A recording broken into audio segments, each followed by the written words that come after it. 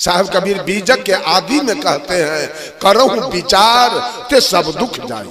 मनुष्य के अंदर तो विचार होना चाहिए।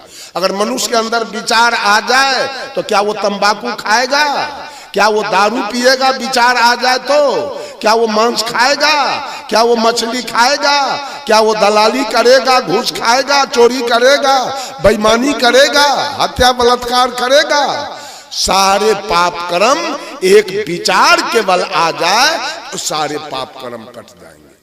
लेकिन आज मनुष्य नाना प्रकार के देवी देवता, भुइयां भवानी, मंदिर मस्जिद बना के उसके पूजा में लगा और विचार तो साफ खत्म हो चुका है।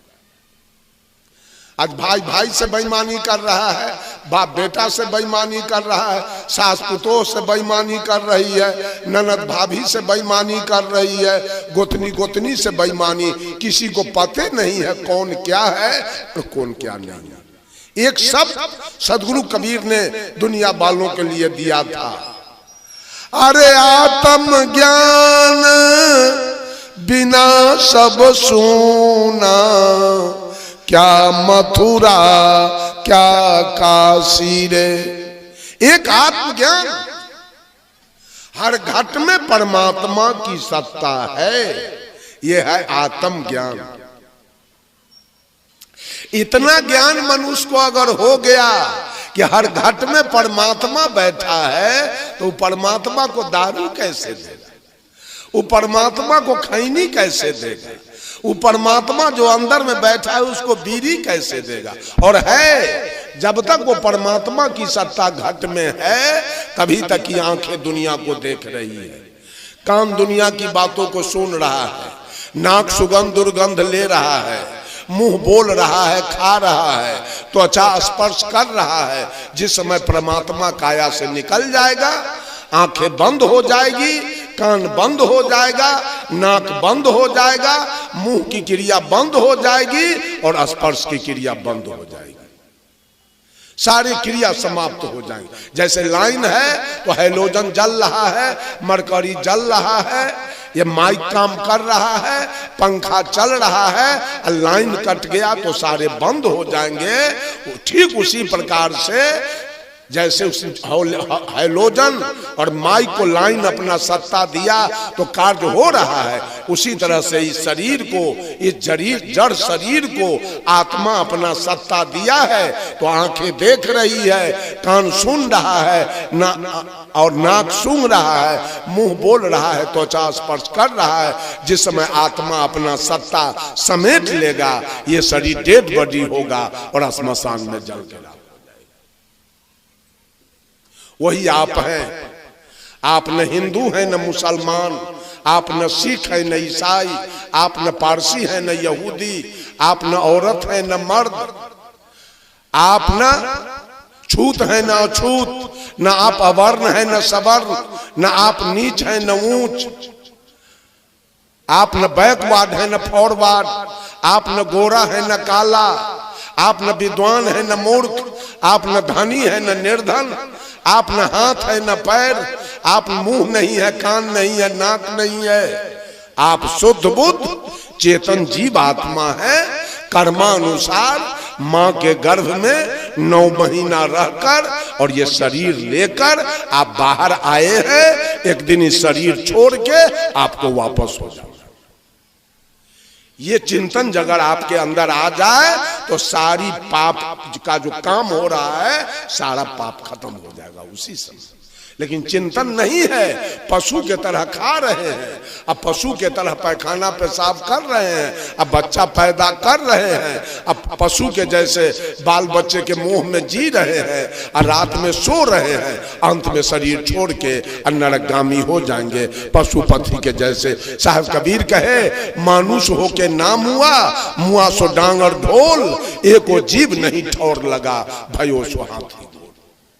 जन्म तो लिए मानव होके, जिस दिन आपने जन्म लिया तो पूरे समाज में ढोल बजा, फलाने बाबू के घर में एक लड़का जन्म लिया, एक पोता जन्म लिया, एक नाती जन्म लिया, जन्मोत्सव मनाया गया, नाच हुआ, भोज हुआ, भंडारा हुआ।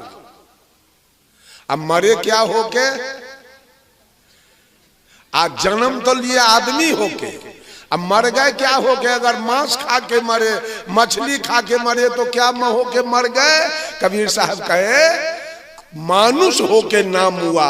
मनुष्य मरता नहीं है।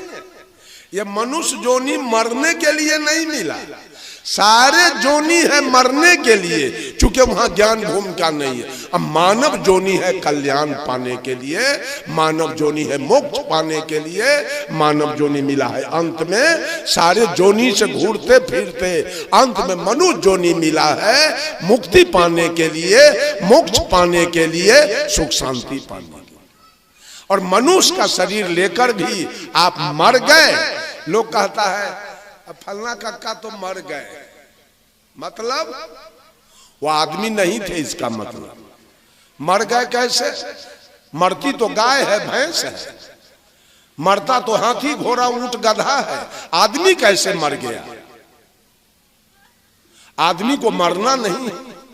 धर्म स्वरूप साहब मर नहीं गए, सेवरी मर नहीं गई, रैदास मर नहीं गए, कबीर मर नहीं गए, बुद्ध मर नहीं गए, महावीर मर नहीं गए। मरता है कुत्ता गीदड़, हाथी घोड़ा, पशु पक्षी। आदमी का जोनी मरने के लिए नहीं है, इसको कल्याण के लिए मानव जोनी मिला। बंधुओं, नाना प्रकार के केवल तीर्थ व्रत और देवी देवता अपने से बना लिया है सब। देखा आपने अभी खरना के दिन, नहाय खाए के दिन, सेब के दुकान पर, संतरा के दुकान पर, आदि हरदी के दुकान पर, डलडा के दुकान पर, मैदा के दुकान पर, शक्कर के दुकान पर, चीनी के दुकान पर इतनी भीड़ थी, आदमी निकल नहीं सकता था। अब पारण के दिन आपने देखा कसैया के दुकान पर और मलाह के दुकान पर इतनी भीड़। इधर मांस खरीदने के लिए पारण के दिन, इधर मछली खरीदने के लिए पूरा भीड़ लगी थी पारण के दिन। ये जग जाप से क्या होगा और क्या कल्याण होगा समझ में नहीं आ रहा है। ये सब समझ में नहीं है क्या हो रहा है। साहब कबीर एक भजन में कहे, इंसान के तू ठकलू, भगवान के तू ठकलू, भगवान के तू ठकलू, खुद अपने ठका गए लो, यही माया के बजरिया में। किसको ठग रहे हैं? एक तरफ मनुष्य आदमी को ठग रहा है, इंसान को। दूध लेने आएगा तो झट पानी मिला के दे दिया, चोकर मिला के आटा में दे दिया, घी में डलडा मिला के दे दिया, दलाली मार लिया, घूस ले लिया। एक तरफ इंसान धोखा खा रहा है और दूसरे तरफ भगवान बना के धोखा दिया जा रहा है। आज पोखरी पर महिला सब गई, जिस भगवान के लिए वो दिया क्या भगवान को, गौर किया जाए। भगवान को क्या सब मिला? आदि के पत्ता, हरदी के पत्ता, मुरई के पत्ता भगवान को मिला। ये ठगैती चल रही है। किसको ठग रहे हैं? खुद आप ठगा रहे हैं। कबीरा आप ठगाइए और न ठगिए कोई, आप ठगे सुख हो तू है और ठगे दुख हो। तो दुख होगा, दूसरे को ठग रहे हैं, भगवान को ठगने चले हैं। अगर कहते हैं भगवान है तो देखा किसी ने नहीं, भगवान को आज तक देखा किसी ने नहीं। और उसको भोजन क्या देता है? पेड़ा, रसगुल्ला, ठकुआ, केरा, और रूप उसका देखा नहीं। ये कितना बड़ा ठगैती चल रही है, उसको जरा सा विचार किया जाए। एक आदमी था, उसके पास 2 पत्नी थी, 2 स्त्री। सौतीन में तो पटरी होता नहीं, दोनों सौतीन में दिन रात कलह, दिन रात लड़ाई, दिन रात मारपीट चल रहा था। पति बेचारा तंग आ गया दोनों पत्नी से। अपने मित्र से जाके कहा, मित्र अब मैं नहीं रहूंगा, कुछ पैसा मुझको दे दो किराया, अब मैं पंजाब चला जाऊंगा। तो मित्र कहा कि मित्र कब तक रहोगे पंजाब में, फिर तो आना पड़ेगा, आओगे तो यही झगड़ा मिलेगा, इसलिए इसका अस्थाई निदान कर दो। कहा क्या करे बोलो। गांव के बगल में 2-4 कट्ठा जमीन खरीदो और उसमें मकान बना के एक पत्नी को यहाँ रख दो और एक पत्नी रहेगी पुरना घराड़ी पर, दोनों में दूरी बन जाएगा, ऑटोमेटिक झगड़ा खत्म हो जाएगा। कहा ठीक है, लगाओ उपाय। उपाय लगाया, गांव के बगल में, जहां से गांव अंत हो जाता है उसके बगल में 2 कट्ठा जमीन खरीदा गया, उसमें मकान बनाया गया और छोटकी पत्नी को वहां रख दिया, बड़की पत्नी रह गई पुरना घराड़ी पर। घर तो दोनों का 2 जगह हो गया, लेकिन गांव के महिला सब बाज नहीं लिया, उसको भी जाके कुछ सिखा देती थी, इसको भी आके कुछ सिखा देती थी, या तो यही चली जाए उसके यहाँ, न तो वही चली जाए उसके यहाँ। लड़ाई बंद नहीं हुआ, घर 2 जगह हो गया, लड़ाई बंद नहीं हुआ। वो बेचारा तंग आ गया, उसका पति। कहा दोस्त अब तो घर भी करके देख लिए, अब मैं नहीं रहूंगा। कहा कुछ पैसा हमको दो। कुछ पैसा लिया, चला गया पंजाब। 12 बरस पंजाब में रह गया, आने का दिल नहीं करता था झगड़ा देख के। जब 12 बरस बीत गया, माघ का महीना खत्म हो रहा था और फागुन का महीना आ रहा था। इनकी बड़की पत्नी चिट्ठी लिख रही है, पतिदेव आपके चरण कमलों में मेरे तरफ से सादर प्रणाम, और आपके चरण की कृपा है तो मैं बिल्कुल सकुशल रहा करती हूँ, न भोजन का दुख है, न कपड़ा का दुख है, न गहना जेवर का दुख है, न कोई श्रृंगार के साधन का दुख है, वो आपके चरण की कृपा है।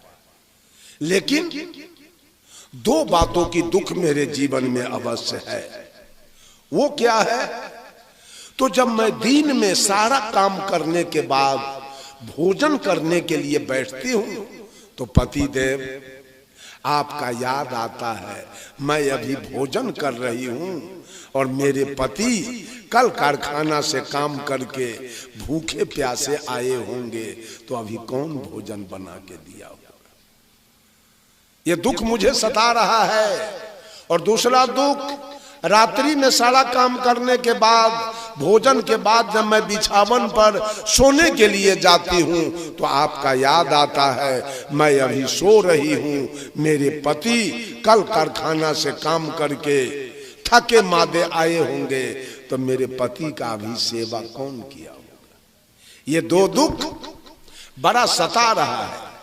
आगे फागुन का महीना, होली का दिन आ रहा है। पति देव मेरे बातों से दुख न हो तो 2-4 दिन के लिए आ जाओ, दर्शन दे दो और पुनः पंजाब चला जाओ। चिट्ठी लिख के लेटर बॉक्स में गिरा रही थी, गांव के कोई महिला देख लिया और तुरंत इसके सौतीन को जाके कह दिया, देखो देखो देखो तुम्हारी बड़की सौतीन चिट्ठी लिखी है, फागुन का महीना आ रहा है, ऐसा न हो कपड़ा लता गहना जेवर मिठाई टका रुपया सब उसी के यहाँ जाए, तू भी लिखो चिट्ठी। कल हो के छोटकी लिख रही है। वो क्या लिख रही है? क्या जी 12 बरस से पंजाब में घूम रहे हो, होटल में मुर्गा भात खाते हो, मुंह में पान चबाते हो, सिनेमा हॉल में जाते हो, गुलछर्रा खूब उड़ाते हो। कुछ याद है 12 बरस से मेरी जिंदगी कैसे कट रही है?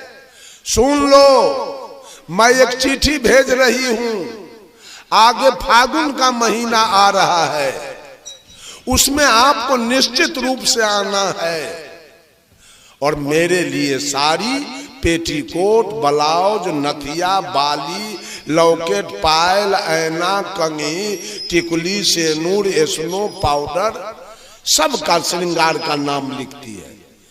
ये सारा सामान आपको लेके आना है, याद रख लेना।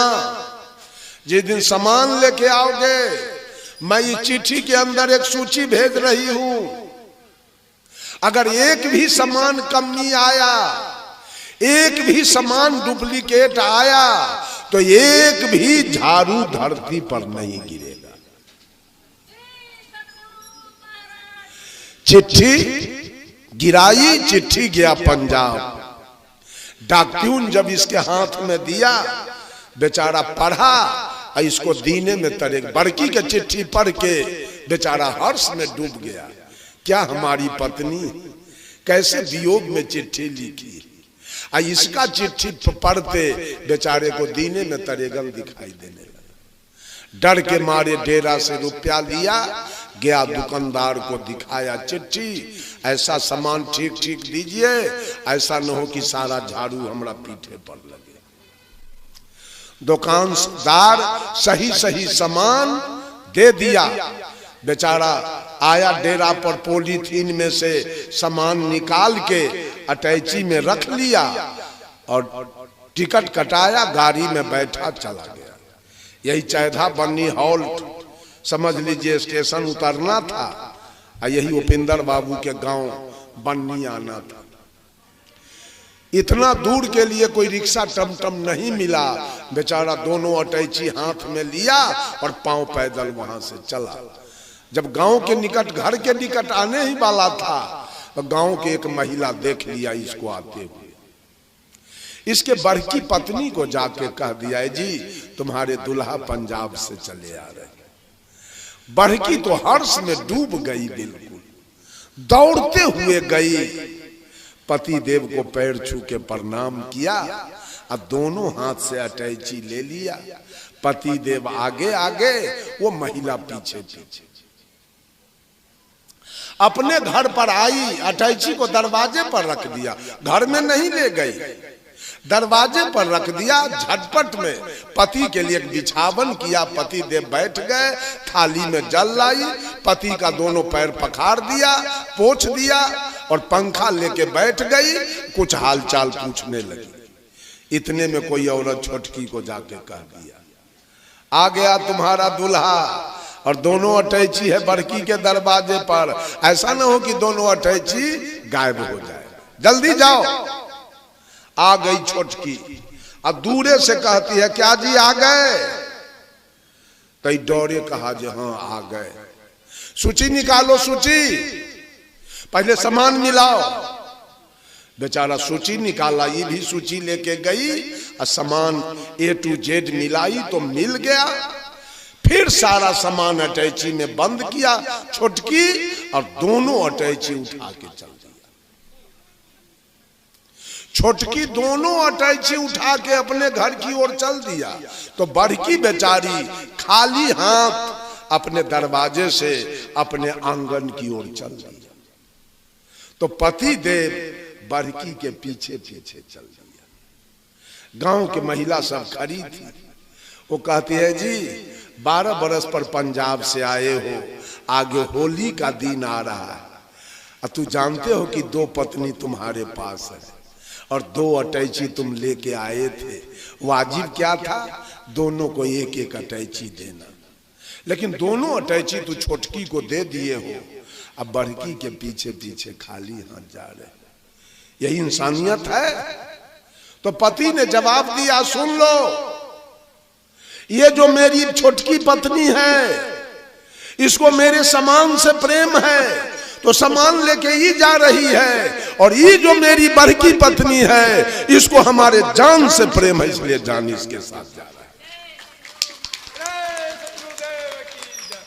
है। बंधुओं, ये जिंदगी भर माता बहन लोग सामान की भक्ति करती है। एगो पोता चाहिए, एगो बेटा चाहिए, एगो नाती चाहिए, एगो दामाद चाहिए, थोड़े मकान चाहिए, जमीन चाहिए, नौकरी चाहिए, बिजनेस चाहिए। यही सामान की भक्ति चल रही है। परमात्मा कैसे मिले? जो पति चाहिए उसको पति मिला। पति बड़ा है कि सामान बड़ा है? और जो सामान चाहिए उसको सामान मिला, और जो पति चाहिए उसको पति मिल गया। कहीं भक्ति नहीं हो रही है, कहीं अपना कल्याण की चर्चा नहीं है, कहीं अपना चिंतन नहीं है कि मैं कौन हूं, who are you and who am I, मैं कौन हूं, ये दुनिया क्या है और दुनिया से मेरा लगाव क्या है, इस पर कहीं कोई चिंतन और कोई चर्चा नहीं। एक लोटा जल ले जाइए, ढार दीजिए, एगो अगरबत्ती बार दीजिए और थोड़े नमः शिवाय करके अपना घर चले जाइए, यही पूजा है। और घरे जाके मछली भात खा लीजिए, मांस भात खा लीजिए, यही पूजा चल जाए।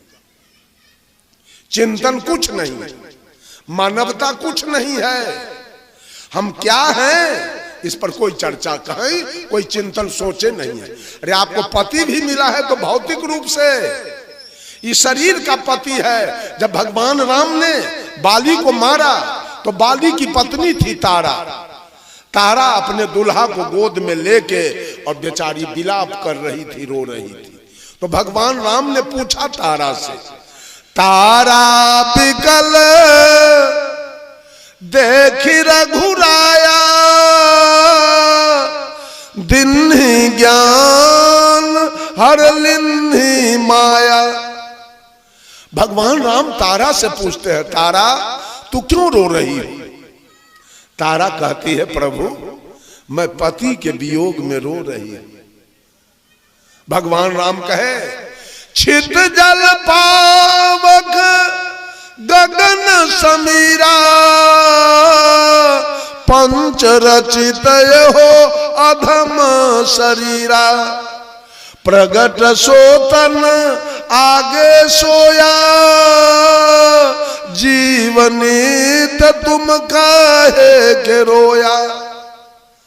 तारा पंच तत्व से बना हुआ शरीर, धरती आकाश हवा पानी आग से बना हुआ ये शरीर, जिस शरीर से तुम्हारा विवाह हुआ, जो शरीर तेरा दुल्हा था, जिस शरीर से तुमने सुख लिया, वो शरीर वो दुल्हा आज भी तेरे गोद में पड़ा हुआ है। दुल्हा तो आज भी तेरे गोद में है, फिर तुम रोती क्यों? तो तारा कहती है, प्रभु दुल्हा मेरे गोद में है लेकिन एक शब्द बोलता नहीं। भगवान राम ने कहा तारा से, तारा ये बोलबा नित्य है, अजर है, अमर है, अखंड है, अभेद है, अगम है, अगोचर है, अजाति है, अजन्मा है और अनामी है। ये बोलबा तेरा दुल्हा नहीं था। दुल्हा होता है देह और दुल्हन होती है देह। मम्मी होती है देह, पप्पा होता है देह, दादा होता है देह, दादी होती है देह, मौसा होता है देह, मौसी होती है देह। बोलने वाला तो जो मौसा में वही मौसी में, जो फूआ में वही फूफा में, जो नाना में वही नानी में। ये बोलने वाला किसी का मौसा मौसी नहीं है। औरत वाली देह होती है मौसी और मर्द वाला देह होता है मौसा। औरत वाली देह होती है मम्मी, मर्द वाला देह होता है पप्पा, और रहने वाला तो जो मम्मी में वो है पप्पा में, और जो दादा में वही दादी में। ये आत्मा न औरत है और न मर्द है,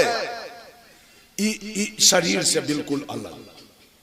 वो आप है, वो आप है। आपने कर्मानुसार औरत वाला शरीर पाया है और आपने कर्मानुसार मर्द वाला शरीर पाया है। यह भौतिक रिश्ता है पति पत्नी का, यह दैहिक रिश्ता है पति पत्नी का। आध्यात्मिक कोई रिश्ता नहीं। अध्यात्म तो जो आप है वही हम है।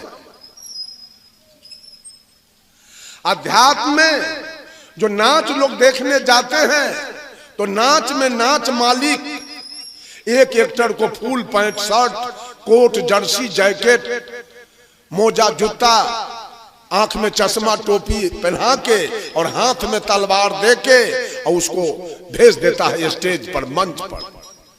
दर्शक दीर्घा में बैठे लोग कहते हैं आ गए, यही है राजा रुदल। वो भी कहता है हम 14 कोस के राजा हैं। जो राजा बन के गया वो कहता है हम 14 कोस के राजा हैं, लेकिन उसको एक धूर बैगन रोपने के लिए उपाय नहीं। मेकअप से राजा बन के गया मंच पर। एक एक्टर को साया साड़ी ब्लाउज रिबन चोटी नथिया बाली पहना के मंच पर भेज दिया तो दर्शक दीर्घा में बैठे लोग कहते हैं आ गई रुदल की पत्नी, यही है फूलवा रानी। वो औरत है, वो औरत है, वो भी मर्द है, केवल औरत के पोशाक में गया है। भर रात राजा रानी का नाच होगा। दर्शक दीर्घा में बैठे लोग देखेंगे, एक पति है, एक पत्नी है, एक राजा है, एक रानी है। लेकिन जो राजा है वो समझ रहा है ये मेरी पत्नी नहीं है, जो मैं हूं वही है। और रानी भी सोच रही है मेरा पति नहीं है, जो मैं हूं वही है। भर रात नाच होगा। सवेर में राजा रानी दोनों मेकअप रूम में जाएंगे और राजा रानी दोनों अपना अपना पोशाक उतारेंगे, अपना अपना कुर्ता पैंट पहन लेंगे। न कोई राजा रहेगा और न कोई रानी रहेगी। सरप्लस खत्म हो गया। ठीक उसी प्रकार से ये देह से आपकी कोई पत्नी है, देह से आप किसी के पति हैं, लेकिन जिस दिन आप और आपकी पत्नी